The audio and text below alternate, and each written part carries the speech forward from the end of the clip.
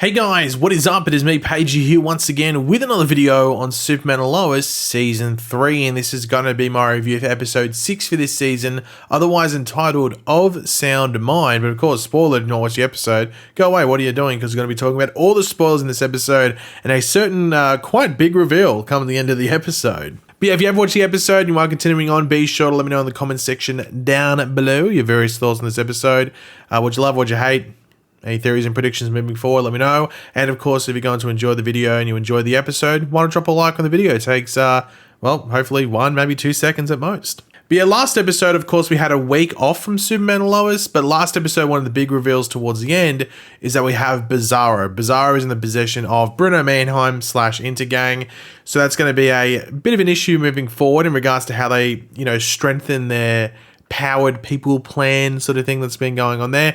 Not much of it is really touched upon in this episode outside of one thing, which we will mention, but that's sort of like the cliffhanger leading into this episode. But this episode as a whole was, I think, it was actually sort of like, it had a couple of different emotional and sort of real storylines. Of course, we've had this cancer storyline going on, which is, going to, week by week or episode by episode still hit people that have gone through that thing. But there's also something in this episode which I think would actually have hit even more people, which I was like, oh, okay. And I wasn't expecting this sort of subplot. It felt a bit random at first. I was like, oh, this is, I don't know how many people are going to buy into this this subplot, but I think it worked come the end of it, which I was sort of surprised by, but we'll get into that when we, talk about it. But yeah, in regards to like the breakdown of this episode, we do start the episode off with Clark in like a counseling / therapy. I think they called it a therapy group of sorts with other like close ones and loved ones to others going through treatment and illnesses, I guess specifically at Hobbs Bay. And I must say it was a bit rough to say the least in regards to hearing all this stuff with Clark sort of like not feeling that that's the right thing for him. Like he's not in that position, and it's mainly because of all the stories about, people fading away, but also just the general acceptance around certain things that are happening. It was a bit of a rough thing and very real to hear. But we also do have Lois, in her treatment room, getting closer to one of her fellow patients who I don't think they name throughout the episode. If they do, I completely missed it. But they, like, in regards to that portion, and we learn it at the end of the episode. So I'm not too sure if they actually mentioned it earlier in the episode before that end scene. But yeah, I just feel like they were just talking to each other without saying each other's name, except I guess the patient calling Lois Lois. But she's getting closer to her, one of her fellow patients, while also getting more information on what's going on at Hobbs Bay. But one of the things we also learned, which I wasn't too sure if it was brought up when Lois was talking earlier, but we learned it's been about a month or so, just over a month I think it is, since last episode, with us seeing Deadline, who Superman fought last episode, in like excruciating pain as the treatment that healed him and gave him powers that Bruno gave him is wearing off after all this time. He's been locked away for about a month. It's just completely worn off. But it's too late. When Superman takes him to Bruno Mannheim's like, I don't want anything to do with him. Get him away from me. And he dies. And we learned that like the DOD found like traces of not only X-kryptonite, which I'm not too surprised by because the liquid looked like liquefied X-kryptonite, but of course also Superman's blood in his system. But the thing is that he's only like at least known to Lois and Superman, he's only number 2 in regards to the people that have been given this treatment. Obviously, number 1 is Henry Miller.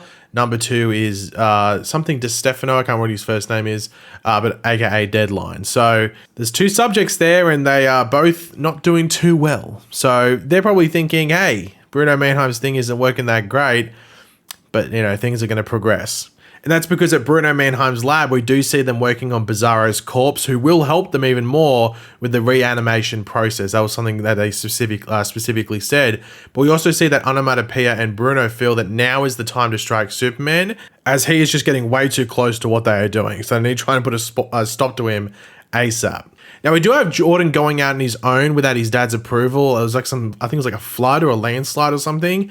But that's because Lois told him that he could do it. But he is successful, so Clark can't be too angry, but he is ready to push Jordan to the next level. Now, following up from that therapy thing right at the beginning of the episode, we have Clark being put off by Lois, putting in place certain measures like life insurance, power of attorney, her will, and various things like that. Like that stuff can be hard. Like even me personally, there was a power of attorney thing that happened through my family somewhat recently.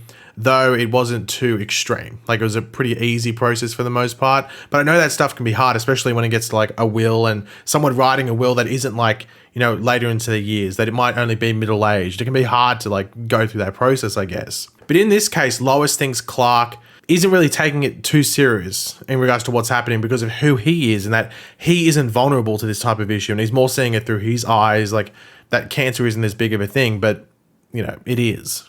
Now, at the fortress with Jordan and Clark, we see that he has taken on and defeated all the holographic villains, with us seeing some characters like Atomic Skull and Meccano Man, some sort of deep cuts there, with Jordan actually taking down both Bizarro and Atomic Skull together. So I think he was versing them all one-on-one previously, but here he takes two on and, you know, defeats them in a pretty smart manner, but Clark still doesn't feel that's good enough, which frustrates Jordan, because Jordan's, you know, sort of dealing with these things like like in a contained thing, but he's not sort of involving the entire environment and who may be there. So is Jordan actually really ready for the field? And if you base it off that scene, I think most people go, yeah, I mean, I'd send Jordan out there. I think he's fine with his powers. He has a decent control of them. There's a decent example later that maybe he actually wasn't fully ready. Now, Lois does go to dinner with one of her fellow cancer patients, the one she was talking to at the beginning of the episode, where she is discussing her sort of thoughts and I guess theories about what's going on in Hobbs Bay and just the general area around, and something suspect just going on beneath all of it. Now, her fellow patient being somewhat defensive against Lois's claims, but also not flat out denying them at the same time, as if she knows there's something there. And it's just like, yeah, look, there might be something there, but hey, look at everything else. We're in this nice restaurant. This wasn't here before. You can walk down the street. It's all good. So she's, you know, she knows something's there, but she's also going to defend it at the same time. Now, we did get this subplot with Sophie, which is what I was referring to earlier in the video. So Sophie obviously being Sarah's little sister, and her feeling like she is just sort of lost in the rubble or lost in the void of the breakup of her parents. Like, Sarah's been involved in it, but Sarah's also older. Like, she's got her own independent life there. Sophie's still a very young girl, young child, like not like 2 years old, but still young, like not a ridiculous amount of independence there. And she just feels like she's lost there and everyone's forgotten about her, which I don't know if that was like a bit of like a sub sort of like mention of the show, a bit of like a meta reference, just because the character doesn't really show up too much, or she's mentioned like being in another room, like yelling out to the character, but she's not on screen. But I think this is something that I think a bunch of people can relate to, especially if you've gone through divorce or something like that, where, well, not, I guess you're the one getting divorced, but like you're a child of divorce, or, you know, whatever it might be, that you can somewhat relate to this, just like all the drama and all the legal issues and stuff there, and the child sort of gets forgotten about and sort of swept under the rug in the entire situation. So I think that was something that was actually pretty realistic. Now, we do have the big action set piece for the episode, with Superman being called out to an area by what sounds like Lois. And I was like, that just sounds like Lois. And that's because it was meant to be. Because when he gets there, we see that it's actually onomatopoeia replicating Lois's voice, saying like, Superman, come help me, everything like that, with him being then being attacked. This then being followed by Intergang with various kryptonite-powered weapons and onomatopoeia attacking Superman at the same time. He was getting absolutely gangbanged. He was just, I was like, how the hell is he surviving this? But Jordan is instructed to help Superman once Lois gets home, once he realizes that she isn't the one that was calling out, with us getting the debut of Jordan's supersuit. Technically, the debut was early in the episode when he was covered in mud, but he didn't have the hood on or the goggles or anything like that. So he just, he could have been wearing a leather jacket covered in mud. But we get to see him in his super suit. It looks pretty good. I mean, the hood looks weird because we're used to Jordan's like big bushy hair. So when it's all like under the hood and stuff, his head looks incredibly small because of it. But the goggles look cool and stuff like that. Look, this might get a slight upgrade. This is like a very, proto Superboy suit, which I think that's the whole point of it. I think it looks fine for what it is. But the unfortunate thing is that Jordan does get caught in the crossfire, and it appears almost dies, which sort of like pushes Superman's concerns from early in the episode as to whether he was ready or not for the field. But one of the main revelations after all this is that kryptonite doesn't really impact Jordan the same way that it does Clark. So that's just a bit of a seed being planted there, and I'm very curious to see where that leads going forward into this season, but also not just with Jordan, but maybe some other storylines as well. So very intrigued by that. Now, we did have a Clark and Lois chat at the end of the episode just about everything that's happened, before this, in the previous parts of this episode. Once again, a very emotional one. I feel like you get Clark and Lois sitting on the couch, you're going to get an emotional scene. It's pretty much like a recipe for tears. It's probably the best way to put it. But once again, those two nailed it. Now, we do have a subplot here, or like another subplot with like Kyle being called by Lana, snooping around, if you want to put it, with Chrissy. And they actually do make it official at the end of the episode. So they're boyfriend, girlfriend. I mean, ring the bells. So they don't have to be sneaky anymore. But I think that's maybe just because like Lana's already found out now. They probably don't want to, like, what's the point of, like, the only reason they were sneaking around was because of Lana. So now she knows there's no point sneaking around anymore. So better off to just stop the sneakiness. But at the end of the episode, we do have Clark returning to the counseling session to accept it more as to what is going on. But at the same time, we get a bit of a cross edit with some other things happening throughout Metropolis and Smallville. Actually, specifically Metropolis, because we have Lois at the restaurant she was at before, where she sees a picture of Bruno Mannheim hanging on the wall. It's like, oh, okay, well, he's just been hanging around here doing casual things. And then us seeing that the fellow patient that Lois has been with throughout the episode, called Pia, is onomatopoeia and appears to be Bruno's wife. Everything is linking up. That's why she was defensive, but also as if she knew that there was some stuff going on earlier in the episode. Everything's adding up. But the issue is that she is sort of going down the route of like Deadline and Henry Miller. So she's getting the same treatment. She's got a bit of different powers going on, but she's getting that treatment.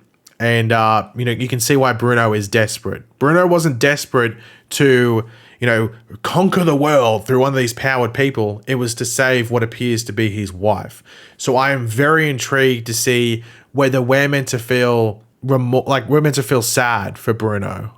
Like, I'm very intrigued to see how they go about it in the next couple of episodes, whether Bruno is actually overly portrayed as a villain, because as I've said before, he's not really hurting anyone that's innocent. He's mainly just testing on people that were already, one, going to die, and two, were already villains and were locked up for crime. So they were already scum of the earth, if you want to put it. So he hasn't impacted anyone that's a good person yet. So that's the interesting thing that we're waiting on. When does that happen? Because if it doesn't happen, do you even call Bruno Mannheim a villain? Or a guy that's going about maybe things in a bit of an illegal way, but also not hurting anyone that's actually innocent and just trying to save someone that he loves? I'm very interested to see how they go about it, because at the moment, I actually wouldn't label Bruno Mannheim a villain. From what we've seen so far, but maybe more stuff from the past comes out where we can label him a villain. But so far, he's just a guy hustling to try and save his wife. And, I mean, I think most people would try and do the same, if they had the money at the very least. But yeah, once again, another great episode of Superman Lois. Is there any point even saying that at the end of every review? I mean, obviously it's a great episode. And yeah, this sets up some very different dynamics going forward into the rest of the season, or at least the next couple of episodes to follow, because it's very important to remember our favorite bald man, or one of our favorite bald villain men. Is that the best way to put it? I don't know. Lex Luthor, he's showing up soon. So I don't know if they're going to wrap up Bruno Mannheim before Lex, or they're going to fold into each other and sort of go throughout the rest of the back half of the season in like a parallel way, or if not like teaming up. I'm not too sure what's going to happen there. We'll have to wait and see. But yeah, it's very important to remember that dude is rolling in pretty soon. But yeah, guys, thanks for watching. Hopefully you enjoyed the video. If you did, it'd be awesome. You could drop a like and show support. Let me know in the comment section down below your various thoughts on this episode and everything like that. And of course, if you are new to the channel, make sure to subscribe, and I'll catch you guys later. Goodbye.